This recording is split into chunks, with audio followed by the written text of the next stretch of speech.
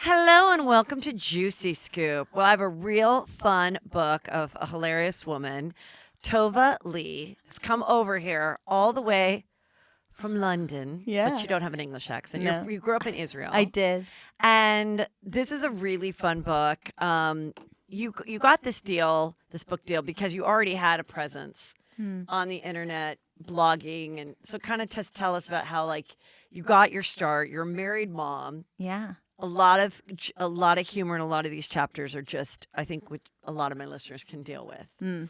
You know, as having young kids and how much their life changes, and being a funny person, finding the humor in it, but also being really honest about it all.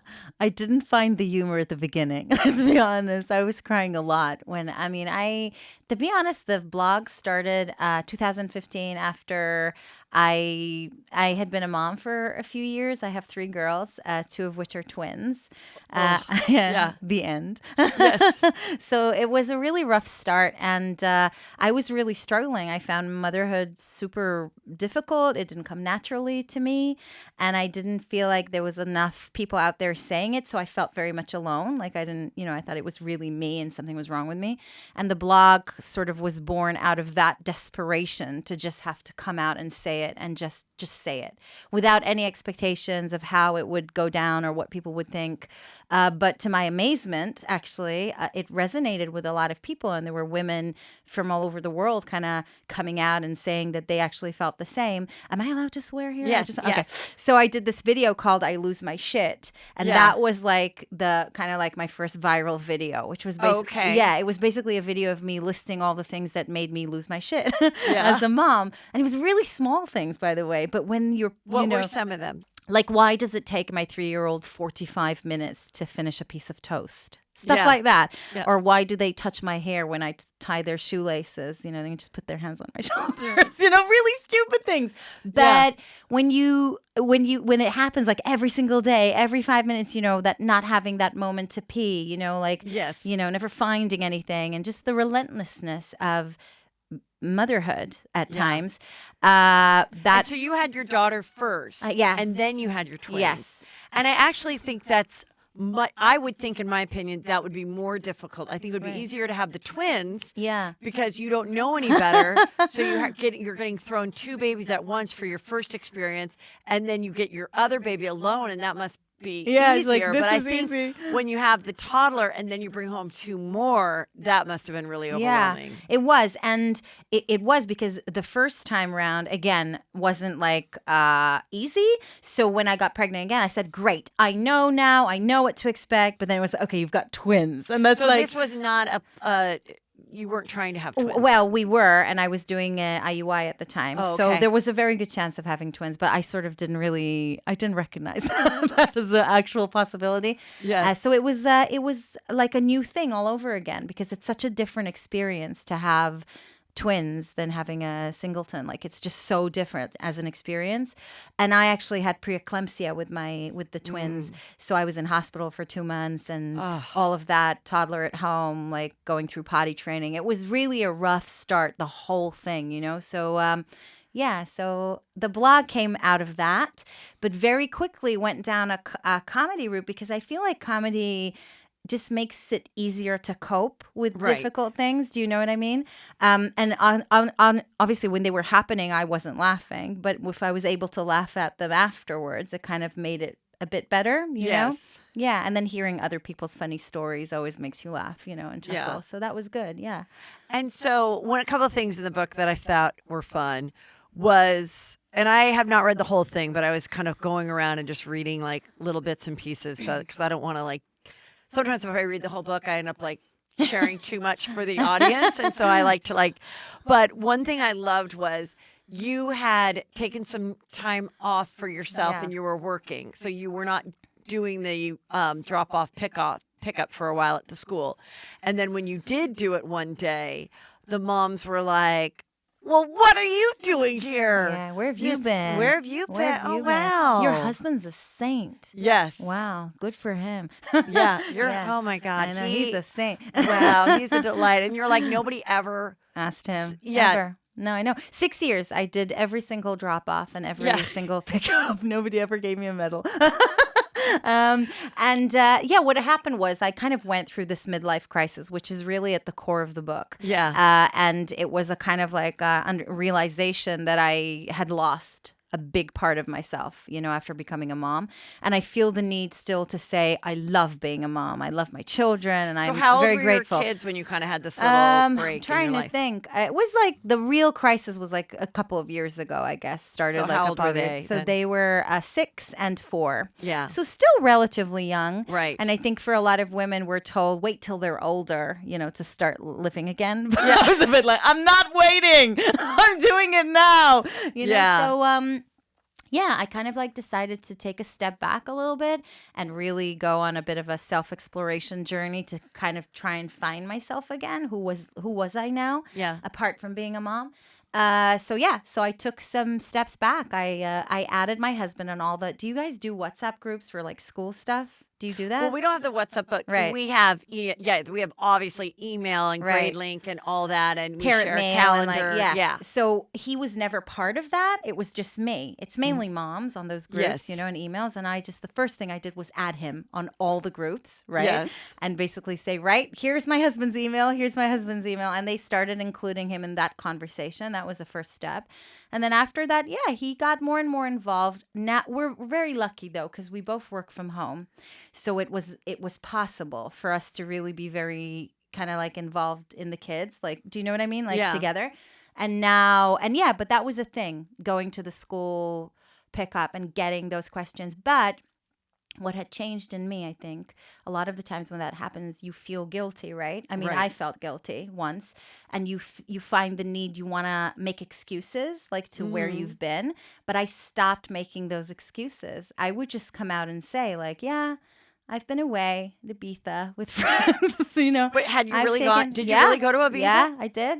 I was like, I'm taking time, like, for myself. And people would look at you like in shock, Yeah. like something's wrong Well, I with mean, you, that is because kind you're not apologizing for it. But that is kind of a crazy trip to take as like a married mom, isn't it? Well, yeah. I mean, it was so much fun. It took me forever to convince 2 other friends to come with me because obviously there was a lot of debate in that. They are both moms as well, and it's like, oh my God, leaving your kids, it's hard. Listen, Yeah.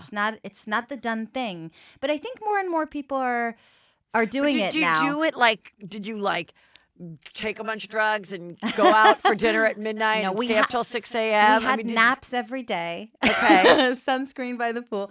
Listen, it was a bit of both, Yeah. We went out, we had a great time, we danced, and we were also very sensible and went to bed at a reasonable hour, But we had a great time, and by the And time... why did you choose there as like your rip it trip? Like, I just need to get I've away. never been there, to be honest, and I've always wanted to go. Neither have I, and I Yeah. kind of feel like I'm too old now. No, you see, there was that as well, like having Yeah. that conversation with yourself. Right. Is this ridiculous that I am here? You think those things, of course you do. And when I was out in a nightclub, and this 24-year-olds were dancing next to me, it goes through your head. But then you think, fuck that shit. Right. Like, who cares? I'm in Ibiza. This is amazing. And like, you so- want to experience and that. I had You didn't get fun. to experience it Yeah. at 24, so you're Yeah. going to experience it now. It was so much fun. And we have done now some other girls' trips since then. So we went to... Is it always the same girls? yeah, but you know what's funny? First time we went, it was so hard to convince these 2 friends. Second time we did it, we had like other girls coming along. Like you suddenly open a door Right. and people think, well, if you could do it, I could do it. Yeah. Like, do you know what I mean? Like, and suddenly it's not so daunting, and suddenly it's not such a big deal. And actually, I think more and more moms and women are doing that now, to be honest, I think so, especially Yeah. with my group of people, because, I mean, sometimes we'll still do like couple trips and stuff. Yeah. But also it's like, well, why do I even have to consult with the husband? If you're fine, like now we can do exactly what we want and have our fun and lay in each other's beds and just talk. And, Yeah. we don't care. Like, who cares if there's no romance for this little vacation? We're in love with each other. Yeah. Like, we don't, because I think almost like more like in your 30s, you're like so excited to be married. Oh, yeah. That you're like, couples weekend, couples. Oh, your husband would like my husband. And then after a while, you're like, who cares? We Yeah. don't need any more friends. Yeah. No, I mean, I get it. You do trips with them as well. Yes. Yeah. But girls' trips are different. Like, Yeah. it's like there's stuff that comes out when you're just with women that would never come out. And I'm very close to my partner. I'm very close to Mike. But Yeah. still, when I'm with my girlfriends, it's something different, I find that like a European thing too, is to Right. call your husband your partner. Oh, okay. Is that See? have you noticed that? I don't know. I call him both, but he is my Oh, okay. partner. So Yeah, that's nice. Yeah. And you met your husband, you wanted him to represent you. Yeah, I did. So tell that It's like about the that. cringy story of ever. Because I moved to England to become an actress. Uh-huh. And I went to drama school. I did like a master's in performing arts. And I had come out of a divorce because I was married in Israel. So I didn't No really... kids. So no kids. that's what I call a starter marriage. Yeah, exactly. Yeah. And I sort of was ready to start dating at that point. Like it took a while, but I was like a year later, so ready to start dating. And a friend suggested go on online dating, which I'd never tried before. So I met Mike online, but we never did the whole online dating because I didn't really like his picture. Uh-huh. So we just became friends, Facebook friends. Then a couple of months later, he messaged me and asked what I was doing. And I was just graduating from drama school. And I said I was going to do my show, my end of the year show. And he said, oh, I'll come watch it. And I thought, God, this guy's an idiot. Because, end of year shows, they're for producers, they're for casting people, agents. And that's when I realized he was an agent. Okay. And of course, immediately I was like, yeah, let's meet. So we met what in my mind was a business meeting. And I showed up with my CV and my headshots. What's CV mean? Resume? Oh, your resume. yeah. Okay. Uh-huh. And headshots, and I had a monologue prepared, Yeah. like really awful. And I really fancied him. Can you say fancied him Yes, in America? Yeah, that's cute. I fancied him when I saw him, and that was it. And then we started dating after that. He didn't represent me, by the way, because he was like, I'm not representing people. I won't represent somebody I date. So it was right. like, When I was reading that part in the book, he's like, I don't want to represent you because I don't represent people I date. Which is kind of like good and bad. Uh-huh. Because I just remember how hard it is to get an agent. Yeah. And it must have been a little bit like, yeah. really? I don't know. Would I rather have you as an agent or a boyfriend? I kind of liked it that he said that. Yeah. To be honest, No, I think so too. But like yeah, I said, I know like, what you mean. You want the like. Yeah, you want but everyone Mike's been like. Again, I could say annoying, but on the other hand, I feel like in retrospect, I'm happy that he was like that. We still laugh about it because sometimes it's ridiculous. He's been in the business for many, many years. He has been a comedy agent for now over 30 years, I guess. He knows everybody. Uh-huh. But he will never open doors for me, ever. Like, I will get onto something and I'll go, oh, I have a meeting when so-and-so. And he goes, oh, yeah, I know them. And I'm like, what? He's like that, Yeah. He's like that. But I kind of like, I sort of like that in a way because I know that, he's super supportive, but it's like he doesn't, do you know what I mean? He'll then drop an email and say, oh, you're meeting my wife, Lila, whatever. So it's funny. I don't know. And do you think he does that because he doesn't want the person on the other end to feel like they have to, because they know him and like him, go an extra mile for you if maybe you're not right for the part. So he'd rather not put them in that position. I don't know where it comes from and whether it's like I don't know, but it's just not his thing. He's just not like that, But it's good. Like we laugh about it now, when he comes out with these people. I'm like, I cannot believe you. It's like becomes this joke. So when you started to like take a step back and let him do more of the child rearing, was he down for it? Was it too exhausting by also working? Did you have a nanny? Like, I'm laughing was because it you should weird? see the video he sent me just now after nearly 2 weeks of being with the kids. He looks like a shell of a man, He's very exhausted right now. He was totally down for it. I think that, again, this is something that I think about a lot. When we became parents, I just assumed a role. The role was of the person that's going to do more. And I was never asked to do more. He never came to me and said, you need to do more because I'm the one working or because any reason. I assumed that role. And I also was very worried. I almost like didn't trust him to do stuff. Right. Do you know what I mean? Maybe it's my personality being a bit of a control freak, or maybe it is the woman-man thing. I don't know. But I remember when our first was 4 months old and I was doing a show in Edinburgh. And it was the first time that I had to go out in the evening, leave her in the afternoon for him to do sort of the afternoon routine and give her a bath and and put her to bed. And I was sure he would kill her. Like, I was so scared to leave the house first night, like really petrified. And it was like a 3-week run, and we were both doing the Edinburgh Festival. First night, go in, I'm like texting him every 5 minutes. Is she okay? Is she okay? Like, is everything okay? And then I come home. I like rushed home as soon as we finished, and she was asleep and everything was fine. I mean, it was a big mess, but apart from that, everything was fine. And that was such a great experience to have, you know, to sort of see, okay, actually, he can do it. He'll do it differently. That's what he'll do it. That's what you know? I think. I think that's what happens where it's like, you know, when they're little like that, then if you don't handle it right, that can be all your arguments. Like, I always remember watching, what was that show where the woman had Kate and whatever plus 8. John and Kate plus 8. They had like sextuplets, and they were on TLC. Okay. And they're divorced now for many years. But I just remember watching this, and she was like, you put the blanket wrong, and you did it wrong. And it's like, you know, you can kind of it is good to be on the same page. But also, if the person rearing, you know, if they're going to take care of them that night or watch them, you have to be like, you know what? I'm not going to be a stickler about every little thing and the way the food is prepared. And sometimes you just have to like let that go and know, I'm going to come home to a messy house. And maybe they won't have a bath that night. Yeah. But they're alive and they are asleep. And I mean, I do think there's some of that you have to do as the mom that probably knows better. If you can get on the same page and kind of like have your rules for each other, I think that's the best way. But sometimes you can't. No, of course not. Yeah. And also now it's me that doesn't give them the bath at the end of the day. So. But honestly, because what I've learned is that the biggest problem, by the way, was not me and him or whatever. It was my expectations of me. I was trying to hold him up to my standards, but those were the standards I was putting myself through, and they were painful because they were so high, you know. They were so high. I didn't cut myself any slack, you know. I really wanted to be everything and always there and 100% and be perfect and all that. And it takes a toll, like, you know, it didn't make me a great mom, by the way. It made me a very angry mom. And I was, so when you're in Ibiza, you know, and you come home. That made me a great mom. And you come home at 6 a.m. Are you still like texting and being like, make sure you puree the squash? Not even remotely. No, not at all. No. We made a little unwritten rule like, okay, we're only here for 3 days. Let's not talk about the kids unless we really with have your to. girlfriends. Yeah, with the girlfriends. Yeah. And it was fine.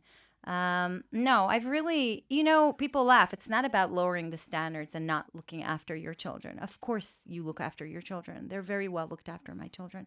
But I realized that I didn't have to be there the whole time. And I didn't have to do every single thing myself. Right. And we don't have a lot of money to afford like a lot of nannies and whatever. But what I could afford, I got, you know? Yeah. I did. Because I think that's great. I think it's not a problem to say I need help. It's not a problem to pay for help if you can afford it. It's not a problem to ask for help, whether it's your friends or family. And I don't have family living in the UK because my mom's back in Israel. So like my mom will help my sister loads, and you know she has more of a support system. Right. We don't have that. So yeah, we have Tatiana, and Tatiana's in the book, and we love her. And when did you get over like? Now, did you feel like the other moms were judging you? Yeah. And did that piss you off, or did you kind of realize, oh, they don't really care that much? No, it's not that they don't care, and it's not that it pissed me off. It pissed me off, not them specifically. The idea of it pisses me off. Yeah. Because I think we're our worst enemy in many ways. Women. As women, yeah. Women, we don't support each other. No. Yeah. And I think also in a way it's not our fault really, because we're just echoing what we've been taught for generations, you know? So really it's just an echo of what's out there, and that needs to change. But I think what it is there's a lot of jealousy. Yeah. If you're the mom that is working full time. Right.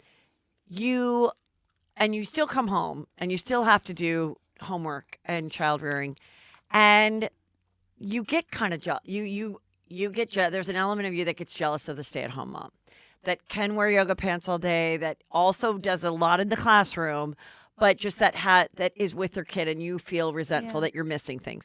And then when you're the mom that is in charge of the classroom and stuff, you see the woman come for the one day that she said she's going to volunteer, and she's in her outfit, and she's like, well, I have to leave by 11:15. I have a board meeting, and she's doing the art project wrong. And you're like, you know what? Why don't you just go to your meeting, lady, in your Louboutins? And then it's like this yin and yang between really just moms that are just trying to be moms, and they want every experience. And sometimes the woman that chose to stay at home or was able to stay at home and does all this stuff at the school, which is so important, which I think that they then, have a little resentment too, that you get to dress up and people listen to you besides children. And it's hard to, and it's never going to be fair, and it's never going to be equal. Yeah. It's like, then try not to volunteer so much if you're going to be pissed off about the woman that didn't volunteer. Yeah. You got to be doing it for the right reasons, because there's other people that aren't. Yeah. That going to be able to do that. But I think also what it is that, and again, like sometimes I say these things and I worry that men think like I'm not including, I don't know what men go through. Like, I don't know. But from my experience, I think a lot of the times women specifically are told to choose.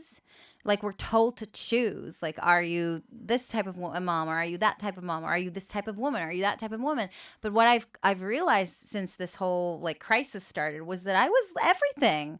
Do you know what I mean? Like, one day I could be the mom who bakes the cakes and is in her yoga pants and whatever, and like volunteers at loves arts and crafts. And one day I really want my kids to piss off and go to Ibiza and drink all day until 6 a.m. And one day I'm really into my business, and I'm a businesswoman. And actually I can be all these things at the same time. And I don't care. That's great. If they contradict each other. Like, who cares? Life is dynamic. It's not black and white, So, and I think that need to neatly choose and sit in a box is exactly where the judgment happens. Because when we are like that, it's like, oh, you're like this, you're not like me. Like, it's easier to be judgmental. But if you say, well, actually, I'm a bit of everything, it depends what time of the day you've caught me. Like, then it's like, okay, I think. And then you can also find much more ways to relate to people, because you'll find yourself in other people always, if that's your approach.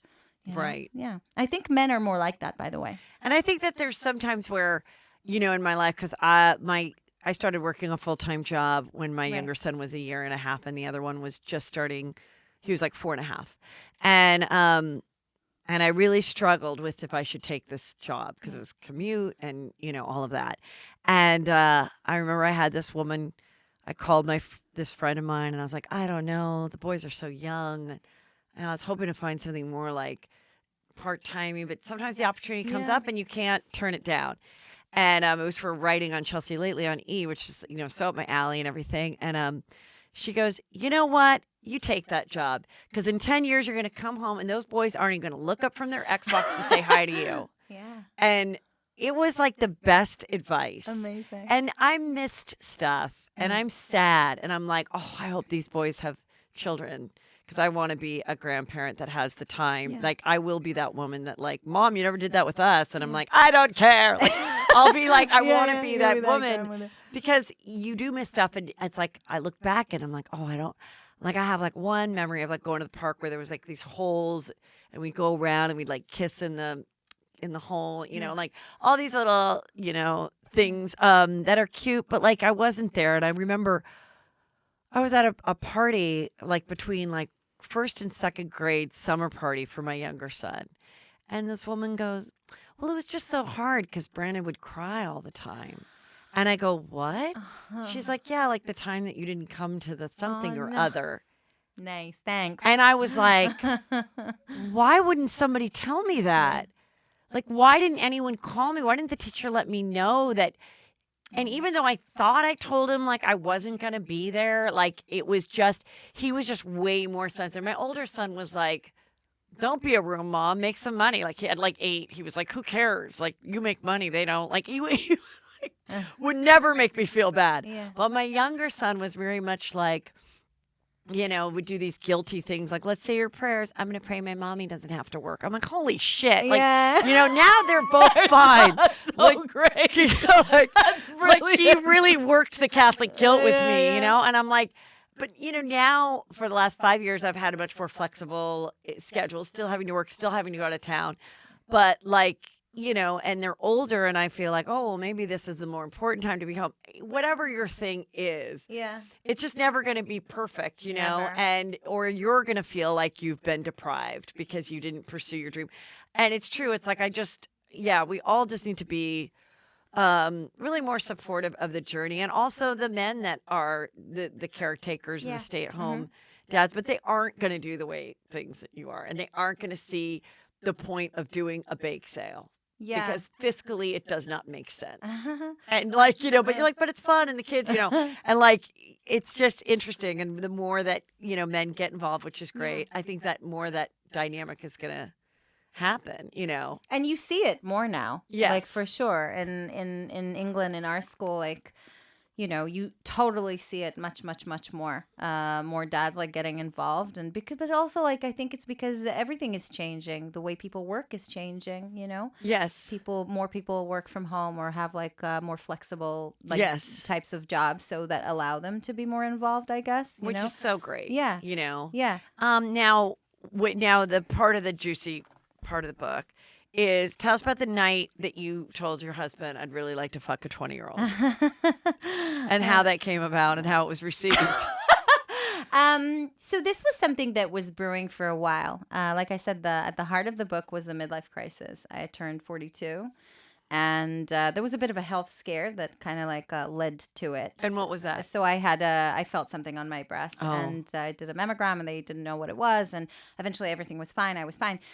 But it was like a kick up the ass in a way. Like, you had that moment to be like, if this was it, am I really living my life the way I want and to the fullest? Yeah, I had literally that kind of, and it's so funny. It happened in a split second. That, like, a million thoughts, and that last thought was, I got to live my life now, because I don't know how long is left, and none of us do. But when you see it, when it's like really in front of you, you suddenly get that.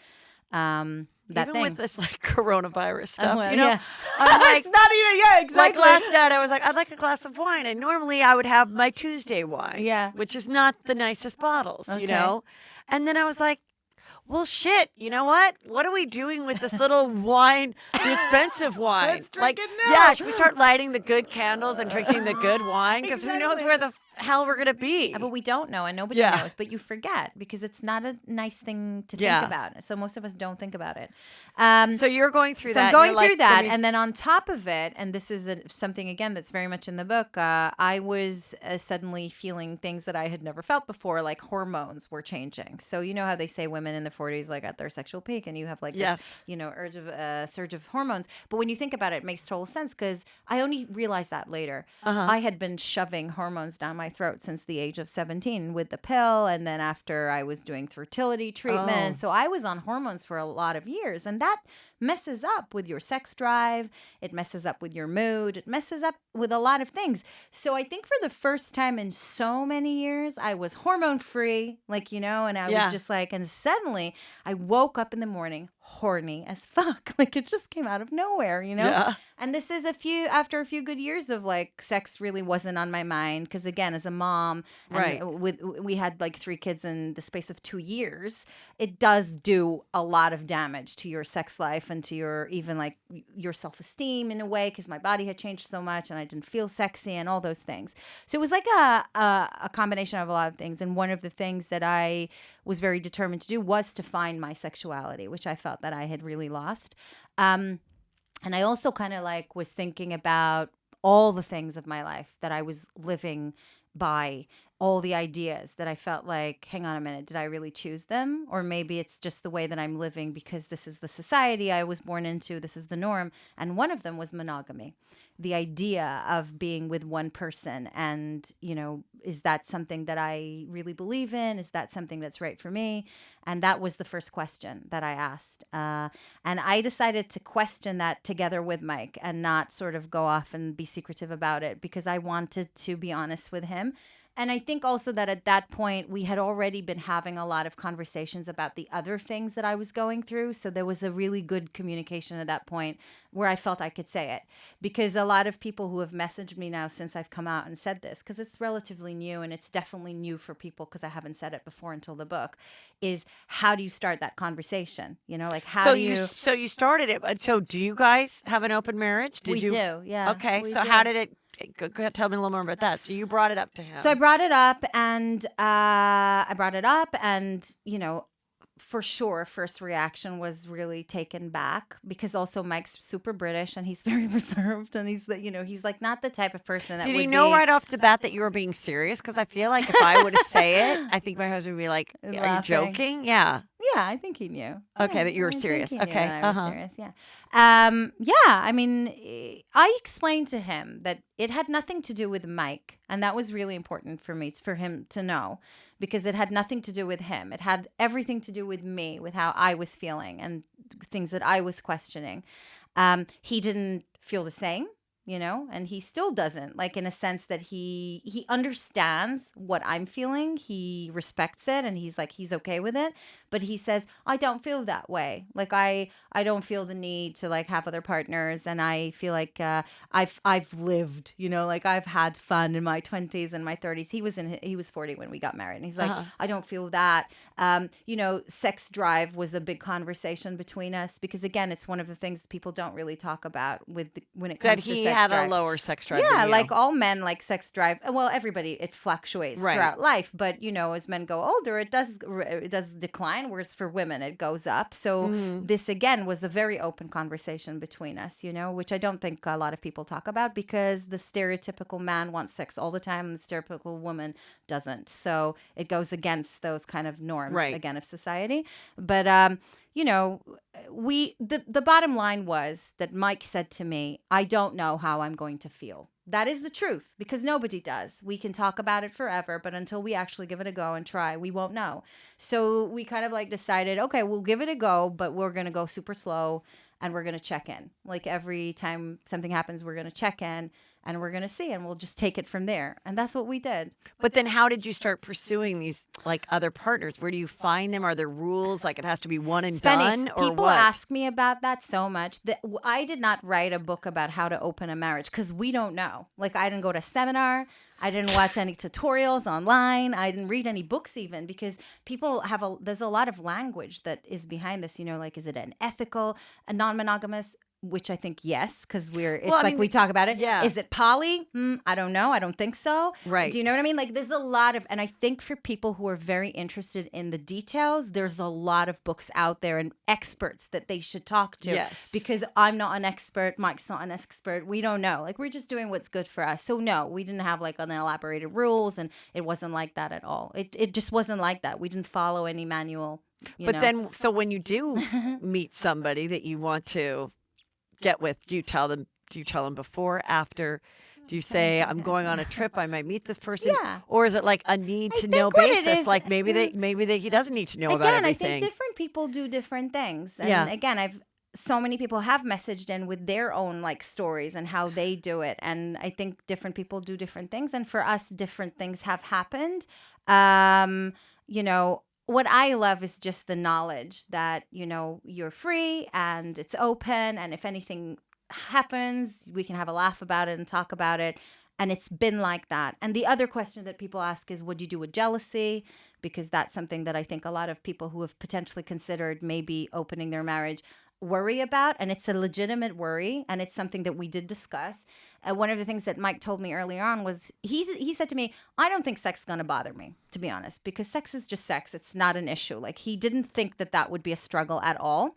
But he said, I'm not sure how I'm going to feel if you actually develop feelings for someone. Like if you had a partner, which I haven't and I don't. But like he said, if you did, like I don't know how I would cope with if you actually develop feelings. So that was a really interesting conversation. My honest truth was that that's not happened. So we haven't dealt with it. Like I don't know. You haven't. That's not happened. But my side of the conversation was, I don't know that I'm worried because I actually don't know that I believe that you can't love more than one person. I don't know if I believe that. I think that I believe that you can. Well, I just watched The Bachelor and you can. Yeah. You can love several people at the same time. I don't know. I don't know. So I sort of said, I know what you're saying. I get what you're saying. And again, it's not something I'm actually looking for, but I don't know. And also I think jealousy is a tricky emotion because I actually think that a lot of the times jealousy actually is a mask for something totally else. Like it's something else. You know what I mean? I don't know if jealousy is really what he would feel if that happened, you know? So, and we would talk about it. Like, I'm not worried in that sense. But like I said, it didn't So happen. how many years has it been now It's been since? so recent. Like, I feel a bit like a fraud because, you know, like when I started talking about vibrators, like literally had gone to buy my first vibrator 2 weeks before that. I became an expert on vibrators. I'm not. And then now it's this. It's like, I'm not an expert. And everybody like thinks I'm this expert. Nothing. It's been in the past year. It's something from the past year. Yeah. So, but we've only just come out with it because of the book. because the book. Yeah. And what was that first Oh, sorry. time like when you like were kissing somebody other than your husband after all these years? Amazing. Fun. It was fun and funny, you know. And yeah. And I don't know. I don't know why I find comedy funny. No, but I I mean, go down the comedy route even with that because honestly, I'm so bad at flirting. Like I'm so bad at it. And then when you know? meet somebody that there's an attraction Yeah. with, whether you're gonna, I actually talk about it in the book Yeah. that first time because it was in Ibiza. So Oh, good. I want to read that part. I'll find that part. But when that happens, do you tell someone right away I'm married? And does that make them more interested? Because I know that it's like a thing that's not going to evolve into something bigger. I think you have to be honest with people, I guess, because they need to know like what, you know, they need to know the situation as well. But I mean, I don't know, again, like what people take away from that, if it makes it more interesting or less. Like, I don't know. From my experience. Do you always wear the ring? Yeah, of course. Yeah. Because nothing. Have you ever not worn Never, a ring? no. Okay. But that's like, I don't actually have a wedding ring because it doesn't fit me after I have my babies. Oh. Like my fingers expanded and that's it. It doesn't fit me. But it's my engagement ring and like a friendship ring. Well, I mean, it looks like a traditional Yeah. diamond and and it's, band. And it's yeah. on the wedding. The ring finger. Yeah. No, I would never take it off because again, like I said, it's not a secret, you know, and it's not a thing. Now, do you think that any of the mommies at the school that have picked up your book Wow, I'm are away. now That's the thing I was thinking are now going to about, be a little bit like with their own husbands, like beware? Do you know what I find though? And again, I don't want to make it sound, I'm not advocating anything. Honestly, what I think is you do what's good for you, what's good for your partner, you and your partner. I have no interest. Like, do what you want. But what has amazed me and shocked me even is the amount of people who are either in open marriages or would absolutely love to be in an open marriage and don't know how to start the conversation. It is way more than I had ever thought. I mean, you know? I can definitely see if you could be on the same page. Yeah. You know, we're like, hey, maybe we could be happier. Maybe we don't want to get divorced. We don't want to move. But, you know, if we wait any longer, then I'm not going to look this good to fuck someone new. Yeah. You know, like you have this like window of life. Yeah. I actually was speaking to someone just recently about her marriage, and she got divorced. Right. And now she's like in her early 50s, and she looks great. And he wanted an open marriage. Right. And you know, she found out about the woman he was seeing, and then he came back, was like, well, look, I want to stay married to you, but I want to also see this woman, and let's have Right. like an open marriage. And she was like, absolutely not. Like, you've got to want me all or nothing. Right. And she actually said she regrets that. Wow. So She- they got a divorce. They got a eventually. Oh, divorce, okay. and she regrets it. She's like, I could have had the best of both worlds. Yeah.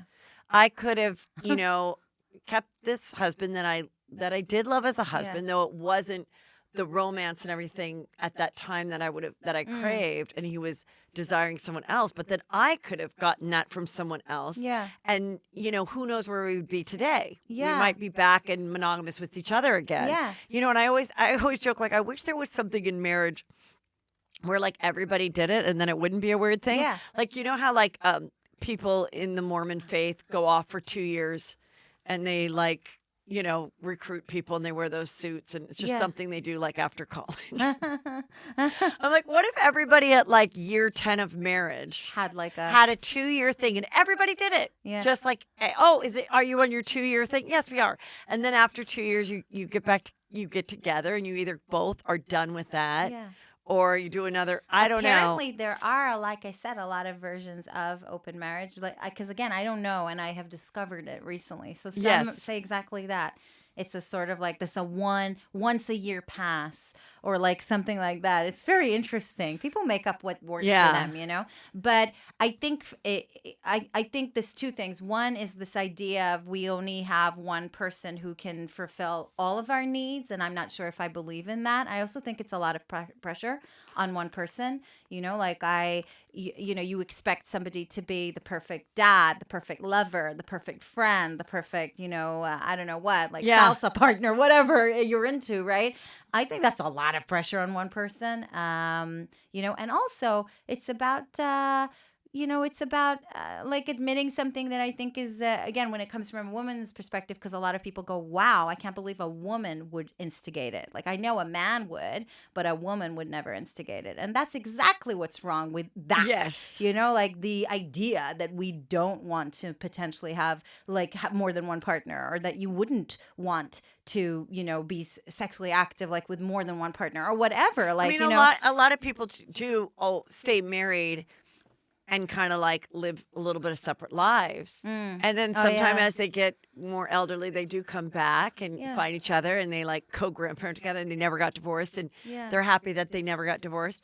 But like, I do find it, what people say when people were getting married, back when marriage was created on earth, people were dying at like 38. Yeah, so that too. Yep. It was only 15 or 20 years together. And now we're looking at 50, 60 years together. And if and it is sort of a shame that there isn't more of an understanding or like about it, because I really do think it's more the deception of an affair that then makes a person go, well, I don't even know if I can trust you. That are you really going to Starbucks? Like, I get how hard it is when you find out someone's been deceiving you for a year, lying about where they're going, and then you're supposed to come back and get therapy and forgive them. Trust, and I think when it's broken, it's the trust, so whether difficult. the trust is financial or they're secretly doing drugs or secretly seeing another person. Anything where there's deception, I think is the hardest part to recover in a marriage. Totally. So by having the honesty is where I think where it can be really kind of great. If you're looking for the long haul of staying with this person, everyone's so quick to like, oh, he cheated. Well, you have to get a divorce. Yeah. Or, you cheated. We have to get divorced. What are you doing staying? Like, come on. And then you go through this, financial drain, and you tear your family apart, and it's so hard for your kids. And you're like, oh, if we just could have fucked a few people when our kids were in middle school, and then we could be happy now, we wouldn't have had to go through all this hell. Like when you watch like The Marriage Story or whatever, I don't know if you saw that on Netflix, but it's really good, and you're watching it. And it's just a fictional story, but I think there's elements that anyone can relate to. Yeah. And kind of like at the end, she has somebody else and they're friends, but you're like, yeah, but you were annoyed that she left teacups everywhere. Like, you could have gotten through this little shit. There's just tougher years for whatever it is, whether it's the kids are little, or you're dealing with an illness, or you're dealing with an elderly parent, or you're dealing with a financial thing. And if you really are in it for the long haul, and you can go, okay, well, this is just a shitty time. Yeah. I totally agree. And I believe that. And I think, I honestly didn't know how he would react. I feel very lucky and blessed that he was so open to just even have that conversation. And the fact that he went along with it is even more amazing to me. But as of now, you're the only one that has enjoyed this this stuff. Yeah, but that could change. And also, like, I think even in what I need and what I wanted to do, that's changed already. It started very much from sex, like that's where it started, into the question of, oh, maybe there will be a second partnership, and I toyed with that idea, but it just never happened. You mean a second with someone new? No, like to have more of a relationship, so with like, someone else. Yeah, so to have like something that was like a real boyfriend on the side. Somebody, exactly, and that just didn't happen, and now it kind of feels a little bit like being a kid in a toy shop where people when somebody, they don't tell you can't have anything, so you want everything, and you just know you can have whatever you want, and then you're really picky and you're not sure what you're gonna have, if at all. That's where I'm at the moment. But I might be somewhere else tomorrow. I think it's just having that sort of freedom and honesty, and not it being so because I think honestly, when we hide those parts of us, I said it earlier, like it makes us, there's so much shame in it, Yeah. like just thinking, oh, I think these things, but it's just me. And then you feel so much shame. And then people are very, they get anxiety and they get, they're not, do you know what I mean? They're not happy. For me, that has been the most liberating thing. Just being able to say the things that even are really nobody says, like that. Just being able to say them and to say them to my husband, and that's great, Well, I think the book is really juicy and really fun and really relatable. And I think that everyone can learn from it. And so it's called Fucked at 40. Great title. I'm so used to people saying effed. Yeah, Tova Leigh. And, tell them where they can order it and all of that. So you can get it online, Amazon worldwide. And it's also available as an audiobook and Kindle. Great. And on my website, tovaleigh.com. And are you the one who's reading it? I am. Yes, Yeah, that's great. I am. There was a time where they had like professional readers. And now I think with podcasting and everything, they realize how ridiculous that is. And of course, you should be reading your own book, your own words, your own autobiography. So thank you so much. I hope you enjoy LA and this is a big success and real juicy. Thank you real so juicy much. conversation. Thank you for for having being me. so honest. Thanks.